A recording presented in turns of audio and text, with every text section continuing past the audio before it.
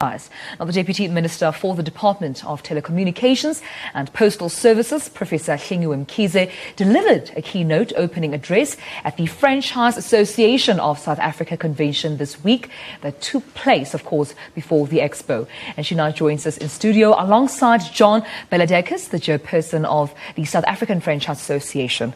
Well, Honourable Minister, Deputy Minister, thank you so much for coming. Welcome, and of course to you too as well, John. Thank you very much. Thank you very much for having us. Great to have you.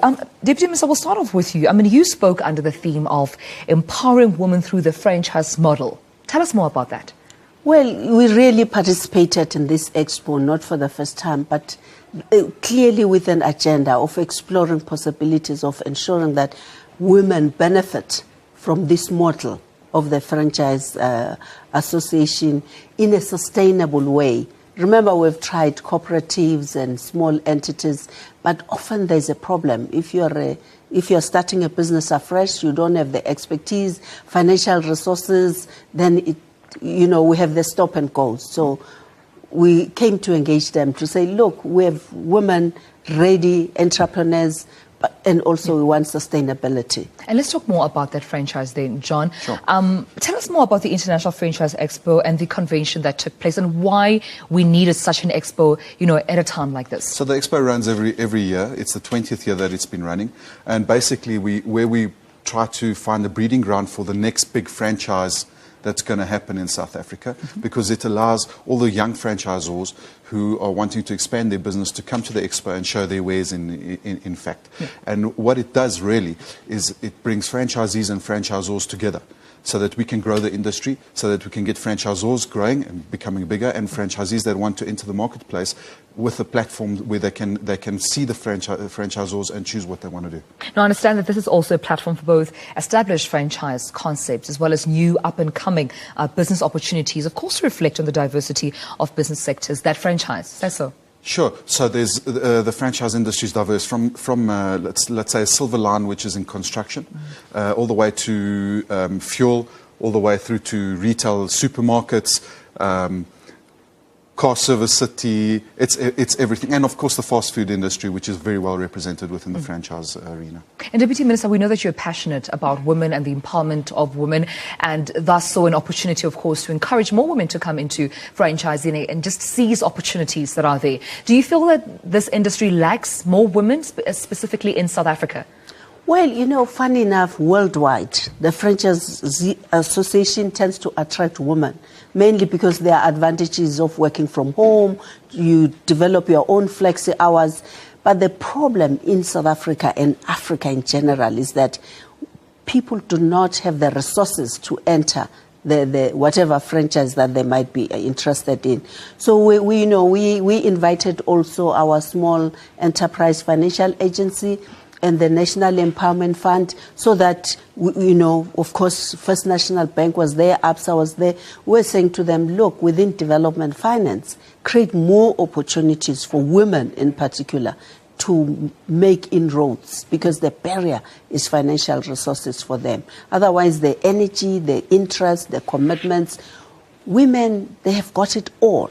It's just a need to be held by the hand, incubated, and grow independently. But of course, the model has to be financially correct for our people. And John, do you as an expo and convention support some of the sentiments shared by government, especially seeking to empower women in franchising? Yes, without a doubt. So women account, in the last franchise survey that was done, women account for about 28% of the franchise industry. We'd like to see a 50-50 split. Women tend to really do well in the health and beauty and education sectors of franchising, and they are very strong in those sectors. So yes, without a doubt, I agree with the Deputy Minister, and specifically with the fact that we need to empower people to be able to get into the franchising arena by creating better models for them. And that's yesterday we as the Franchise Association of South Africa, we signed the MOU with SIFA, so that we can bring the two organizations together. And the idea is that in the next year we start bringing models to the franchise industry that can allow previously disadvantaged individuals to get into the industry. Yeah. And speaking of that, take me through some of the themes that were, at the expo, besides, of course, women empowerment and women participation in franchising being some of, the key points that the Deputy Minister mentioned in her keynote address. But what were some of the themes that you were tackling? So one of the biggest themes now is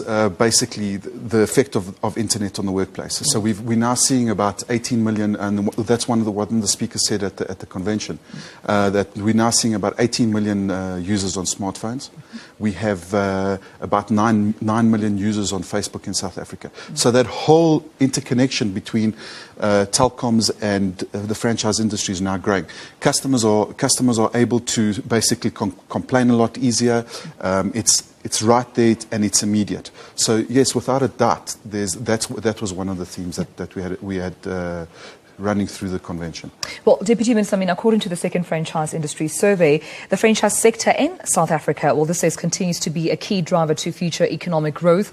And, with the recent xenophobic attacks that we've seen, it seems that more South Africans on the ground are complaining about whether or not our economy can be able to house foreign nationals or not. Of course, violence not being the answer to that question. But do you feel that franchising, exploring opportunities within franchising could be one of the key ways, of course, to grow our economy in the country? Well, maybe we haven't taken time to show our young people advantages of having their African brothers and sisters within the same space. Because when we check markets, South Africa is a very small market.